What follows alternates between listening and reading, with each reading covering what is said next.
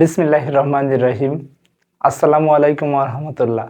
প্রিয় শিক্ষার্থীরা, welcome to মুমিনুরস teaching home. প্রিয় শিক্ষার্থীরা, এই ভিডিওটির মাধ্যমে তোমাদের নবম শ্রেণীর বিজ্ঞান বইয়ের অষ্টম অধ্যায় জিনতত্ত্ব বংশগতিবিদ্যা এই অধ্যায়ের 8.2 গ্রেগর ইয়োহান মেন্ডেল ও তার গবেষণা নিয়ে আলোচনা করা হবে।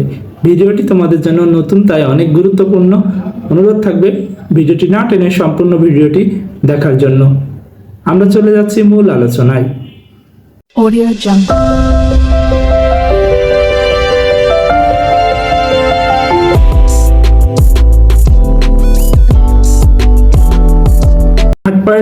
গ্রেগর ইয়োহান মেন্ডেল ও তার গবেষণা। এই বিজ্ঞানীটির নাম একটু বৈচিত্র্য লাগছে আমার কাছে, কারণ আমরা যখন পড়াশোনা করেছি আমাদের বইতে দেওয়া ছিল জোহান মেন্ডেল, আমরা পড়েছি, কিন্তু এর বাংলা উচ্চারণ দেওয়া হয়েছে ইয়োহান মেন্ডেল, তাই আমার বলতে গিয়েও মাঝে মাঝে জোহান মেন্ডেল কথাটা চলে আসতে পারে। গ্রেগর ইয়োহান মেন্ডেল তার গবেষণায় সর্বপ্রথম জীবের বৈশিষ্ট্য বংশানুক্রমে স্থানান্তরের বৈজ্ঞানিক ব্যাখ্যা করেছিলেন। অর্থাৎ ইয়োহান মেন্ডেলই সর্বপ্রথম কি করে, জীবের বংশগতিক্রম বিষয়টি বর্ণনা করেছেন, মানে এক বংশ থেকে আরেক বংশে কিভাবে স্থানান্তরিত হয়, প্রজাতির ধারা কিভাবে রক্ষিত হয়, সেটা বর্ণনা করেছেন ইয়োহান মেন্ডেল। এই বিজ্ঞানী চিত্র 8.1 ছিলেন বর্তমান চেক প্রজাতন্ত্রের একজন ধর্মযাজক। অর্থাৎ পূর্বের পৃষ্ঠায় 8.1-এ ইয়োহান মেন্ডেলের একটা ছবি দিয়েছে, যেটা তোমরা দেখতে পাচ্ছ। এই বিজ্ঞানী ছিলেন বর্তমান চেক প্রজাতন্ত্রের একজন ধর্মযাজক।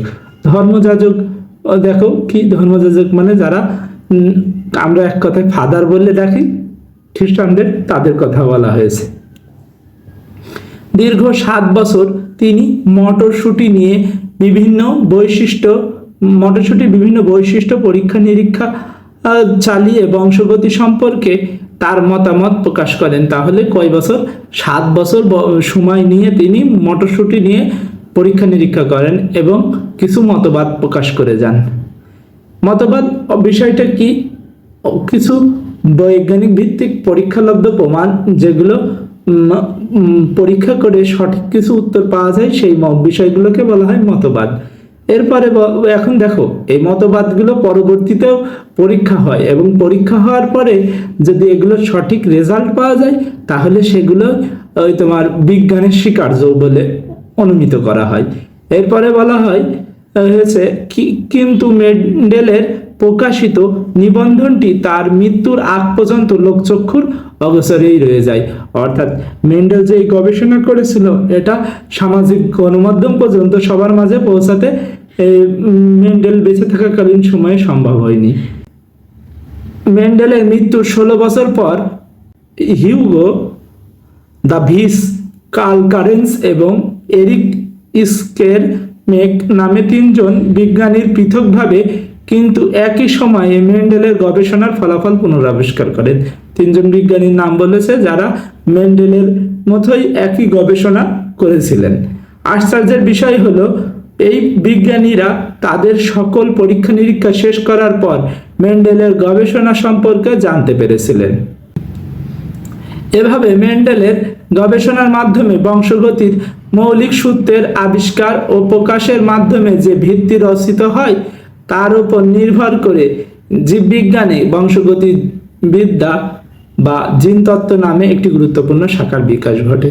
অর্থাৎ আমরা জানি জীববিজ্ঞানের অনেক কয়টি শাখা আছে: মৎস্য পালন, রেশম পালন, মৌমাছি পালন, আবার টিস্যু কালচার, জেনেটিক্স।